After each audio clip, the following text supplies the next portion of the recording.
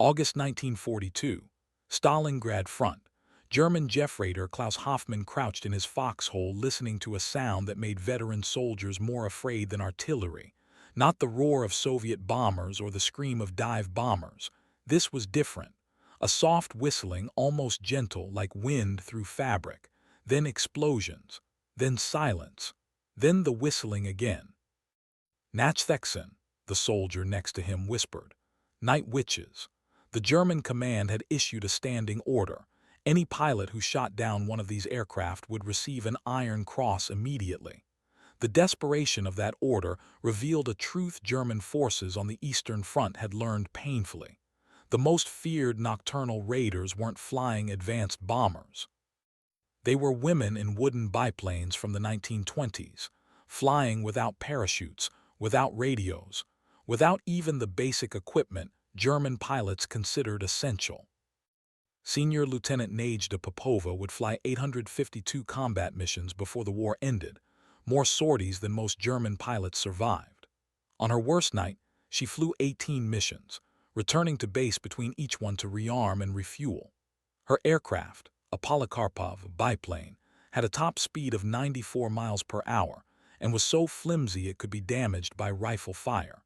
Yet she and her regiment terrorized German forces across the entire Eastern Front for 3 years. This is the story of the 588th Night Bomber Regiment, the all-female Soviet unit whose impossible missions against impossible odds earned them a nickname from terrified German soldiers and hero of the Soviet Union decorations from their own command. They flew obsolete aircraft that German fighters could barely slow down enough to engage. They dropped bombs by hand because their planes had no bomb sights. And they disrupted German operations so effectively that Wehrmacht units came to dread the sound of their engines cutting out in the darkness. To understand the Night Witches, you must understand the context of their creation. When Germany invaded the Soviet Union in June 1941, Soviet losses were catastrophic. Thousands of aircraft were destroyed in the first weeks. Experienced pilots were killed faster than they could be replaced. By autumn 1941, the Soviet Air Force was desperately short of pilots, aircraft, and any operational capability that could slow the German advance. Soviet women had been pushing for combat aviation roles since before the war. Marina Raskova, already famous as a pioneering aviator who had set long-distance records in the 1930s, used her personal relationship with Stalin to advocate for women's combat units. Stalin, facing military disaster and needing every available resource, authorized formation of 3 all-female aviation regiments in October 1941. The 588th Night Bomber Regiment was the least prestigious of these units. Fighter and dive bomber regiments received modern aircraft. The Night Bomber Regiment received Po-2 biplanes, training aircraft designed in 1928, made of plywood and fabric, with open cockpits and no defensive armament. The aircraft was obsolete when it was designed. By 1941, it was a relic. Assigning women to fly these antiques in combat was considered either desperate expedient or cynical gesture, depending on who was assessing Soviet intentions. The women who volunteered were primarily young, educated, and idealistic. Many were university students or recent graduates. Some had aviation experience through Soviet flying clubs that had proliferated in the 1930s. Others had minimal flight training but determination to serve. They ranged in age from 17 to 26, with most in their early 20s. They volunteered knowing they would face prejudice, danger, and likely death. The training was abbreviated by necessity. German forces were advancing. The need for any operational units was urgent. Navigation training was minimal. Bombing accuracy training was limited. The women learned to fly the Po-2, learned basic navigation by landmarks and stars, and learned to release bombs by hand while the navigator leaned out of the cockpit. The preparation that should have taken a year was compressed into months. The regiment deployed to the front in May 1942. The initial reception from male Soviet units was dismissive. The aircraft looked like toys. The pilots were women, a novelty that most male soldiers found either amusing or concerning. The expectation was that the unit would fly a few missions, prove ineffective, and be withdrawn. What happened instead would force a complete reassessment. The Po-2's limitations forced tactical innovation that became the regiment's signature method. The aircraft could only carry 2 bombs, about 200 kilograms total, compared to tons carried by modern bombers. The maximum altitude was about 3,000 meters. The top speed was slower than the stall speed of German fighters, meaning German aircraft couldn't engage them directly without stalling. And the aircraft was so quiet at low throttle that it could approach almost silently. The tactics developed from these constraints were simple but devastatingly effective. The regiment flew only at night. Missions typically involved 3 aircraft approaching a target. The first 2 would idle their engines and glide toward the target, the wind through their wings creating the whistling sound Germans came to fear. While German searchlights and anti-aircraft focused on these aircraft, the third would attack from a different direction with engine at full power. After dropping their bombs, literally thrown by hand by the navigator, the aircraft would return to base, rearm, and immediately launch again. On active nights, pilots might fly 5 to 10 missions. Some nights they flew more. The record was 18 missions in a single night, landing, refueling, rearming, and taking off again 18 times between sunset and sunrise. The psychological impact on German forces was disproportionate to the actual damage inflicted. The bombs were small. Direct casualties from any single raid were limited, but the raids came every night, multiple times per night, without warning. The soft whistling sound preceded explosions that could be anywhere. Sleep became impossible. Nerves frayed. Units that should have been resting were kept on constant alert. German forces called them Nachtwechseln, night witches, because they seemed to appear from nowhere, strike without warning, and vanish before defenses could respond. The name was meant as insult but became badge of honor. Soviet propaganda eagerly adopted the German nickname, and the women themselves embraced it. They were the witches who haunted German sleep. The danger the women faced was extraordinary. The Po-2 had no armor, no self-sealing fuel tanks, no defensive weapons. A single tracer round could set the entire aircraft ablaze. The fabric covering would burn completely in seconds. Parachutes were often not carried because they were heavy, and the aircraft flew too low for effective bailout. If the aircraft was hit, death was nearly certain. Anti-aircraft fire was the constant threat. German forces learned to listen for the engine cutoff that signaled an approaching attack and would fire blindly into the darkness. Searchlights would sweep the sky trying to catch the slow-moving biplanes. Machine guns and light flak would create walls of fire. The Po-2s had to fly through this every night. The casualty rate was brutal. Of the approximately 400 women who served in the regiment during the war, 32 were killed in action. This seems relatively low until you consider this represented crews, and each loss meant 2 deaths. More were wounded or killed in accidents. The survivors flew missions numbering in the hundreds, with some exceeding 800 sorties.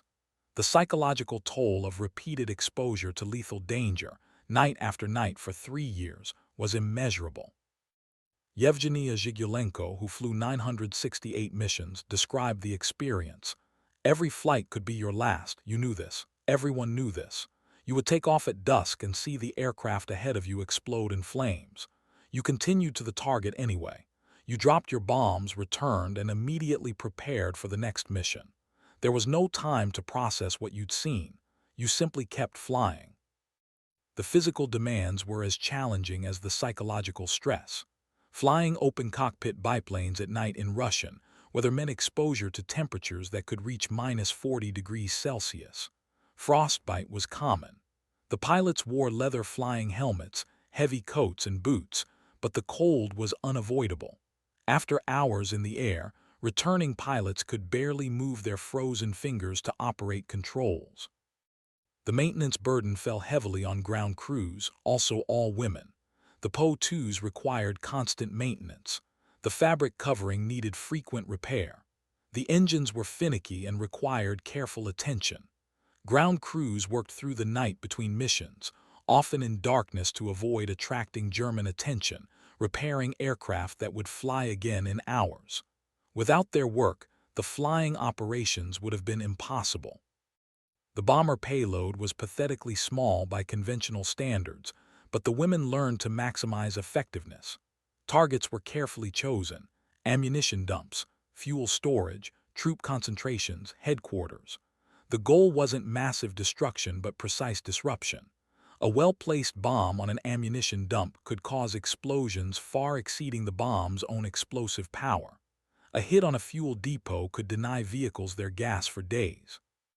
The cumulative effect over time was significant. German units subjected to nightly raids suffered degraded combat effectiveness from sleep deprivation and constant stress. Supply convoys became hesitant to move at night. Headquarters had to disperse to avoid becoming targets. The actual tonnage of bombs dropped was minuscule compared to conventional bombing operations, but the operational impact was measurable. German attempts to counter the night witches were largely ineffective. Fighters were too fast to engage the slow-moving Po-2s effectively. Even when German pilots spotted the biplanes, slowing to engagement speed risked stalling their own aircraft. Anti-aircraft fire was the primary defense, but shooting at small, low-flying, maneuverable targets in darkness was difficult. The success rate for German defenses was low despite their efforts. Some German units attempted to adapt. Searchlight patterns were modified to better catch slow-moving aircraft. Machine gun concentrations were increased. Orders were given to fire at any sound in darkness, but nothing proved consistently effective. The Po-2's inherent limitations, slow speed, low altitude, small size, made it almost impossible to defend against with 1940s technology designed to counter modern bombers. The women themselves adapted continuously. They learned German searchlight patterns and timed their attacks to exploit gaps. They learned to use clouds and terrain for concealment. They developed sophisticated navigation techniques using landmarks visible only at night. The expertise that came from flying hundreds of missions couldn't be countered by German tactical adjustments. Recognition came slowly but eventually arrived. Early in the war, the regiment was viewed as expendable, but as their effectiveness became apparent, attitudes changed. In February 1943, the 588th Night Bomber Regiment was redesignated the 46th Guards Night Bomber Regiment, the Guards designation being an honor reserved for elite units. They received better support, better maintenance priority, and growing respect from male units who had initially dismissed them. Individual decorations followed combat effectiveness. 23 members of the regiment received the Hero of the Soviet Union Medal, the highest Soviet military decoration. This was extraordinary considering the unit's size and the typically stingy awarding of such honors. The decorations recognized not just courage, but sustained operational effectiveness that had exceeded expectations by orders of magnitude. Najda Popova, who would eventually fly 852 missions, exemplified the regiment's determination. She was shot down multiple times but always returned to operations. On one mission, her aircraft was hit by anti-aircraft fire and caught fire. She and her navigator extinguished the flames in flight by beating them out with their hands and continued to the target. After dropping their bombs, they flew the damaged aircraft back to base and landed successfully. They were flying again the next night. The romance that developed between pilots and male soldiers who witnessed their operations added human dimension to military story. Popova met and fell in love with a fighter pilot who was impressed by the night witch's courage. They married during the war despite regulations that theoretically prohibited it. Their relationship, and others like it, challenged Soviet military culture's gender assumptions. Women weren't just auxiliary support. They were combat veterans whose courage and effectiveness earned respect. The strategic impact was difficult to quantify but real. German forces allocated anti-aircraft resources to defend against the night raids. They dispersed supply concentrations. They fortified headquarters. All of these responses required resources and effort that couldn't be directed elsewhere. The Night Witches, flying obsolete aircraft with minimal armament, were forcing the Wehrmacht to adjust tactics and allocate defensive resources. The propaganda value was equally significant. Soviet media celebrated the Night Witches as examples of Soviet women's contribution to victory. The image of young women flying dangerous missions in primitive aircraft while German forces cowered was powerful. It reinforced Soviet claims of societal equality and served as recruiting tool for women's military service. The propaganda wasn't entirely false. The women were genuinely effective, but it was amplified beyond strict military impact. The comparison to other air forces' treatment of women highlighted Soviet uniqueness. Britain's Air Transport Auxiliary employed women to ferry aircraft but not in combat. America's women Air Force service pilots flew domestic missions but were civilian contractors, not military pilots, and never flew combat. Germany and Japan didn't employ women in aviation roles at all. Only the Soviet Union put women in combat aircraft consistently throughout the war. Whether this represented genuine equality or desperate expedient remains debated. Soviet society had eliminated some gender barriers before the war, but substantial inequality remained.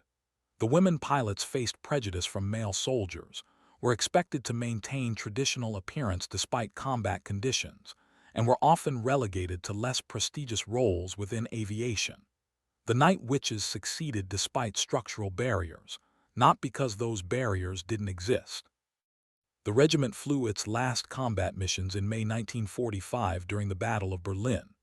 By war's end, they had flown approximately 23,000 combat sorties total, an average of over 800 missions per aircrew over 3 years. They had dropped approximately 3,000 tons of bombs and fired thousands of rounds of ammunition in strafing attacks. The tonnage was tiny compared to strategic bombing campaigns, but the sorties count was extraordinary. The immediate post-war period was complicated for the surviving Night Witches. Soviet society, while celebrating their wartime service, expected them to return to traditional roles. Many struggled to find aviation employment in civilian life. The skills that made them effective combat pilots weren't always transferable to peacetime flying. Some continued in aviation, but most returned to civilian occupations with their military service, becoming personal memory rather than professional foundation. The recognition they received evolved over decades. Immediately after the war, they were celebrated as heroes. As Cold War intensified, they became propaganda symbols of Soviet superiority. After the Soviet Union's collapse, their story was sometimes neglected as Russia reconsidered its Soviet past. More recently, their achievements have been rediscovered by historians interested in women's military history and by Russians seeking positive narratives from the Soviet period. The tactical innovations the Night Witches pioneered had limited post-war application because aviation technology advanced rapidly. By 1950, jets had made biplane tactics irrelevant. But the broader lessons, that unconventional assets employed creatively could achieve disproportionate effects, that psychological impact mattered as much as physical damage, that desperation could drive innovation, remained relevant to military thinking. For the women who survived, the experience shaped their entire lives. They had faced death repeatedly and survived. They had proven themselves in circumstances where failure meant death and success meant flying again tomorrow. The confidence that came from this couldn't be taken away by post-war marginalization. In interviews conducted decades later, survivors spoke with pride about their service and frustration that their contributions had sometimes been diminished or forgotten. Nejda Popova, who lived until 2013, spent her final decades telling her story to historians and journalists. She wanted people to understand what the Night Witches had achieved and sacrificed. In her last interview, she reflected, "We were so young. Most of us were still teenagers when we joined. We knew we might die, but we also knew we were needed. The men respected us eventually, but we had to prove ourselves every night. Every mission was proof. By the end, no one questioned whether women could fight. The Night Witch's story resonates because it contradicts assumptions about gender, warfare, and technological requirements for military effectiveness. They flew obsolete aircraft that shouldn't have been effective. They were women in a male-dominated military. They lacked basic equipment that other air forces considered essential. Yet they achieved results that forced German forces to adapt and earned recognition as elite unit. The explanation isn't that they were exceptional individuals, though many were remarkable. It's that desperation, determination, and tactical innovation could overcome material limitations when those limitations forced creative solutions. The Po-2's weaknesses, slow speed, low altitude, small payload, became advantages when employed correctly. The women's exclusion from better aircraft meant they had to innovate with what they had. The innovation proved effective.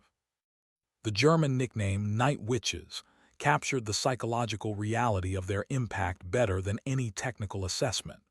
They haunted German soldiers' sleep, appeared without warning, struck with precision despite primitive equipment, and vanished before defenses could respond.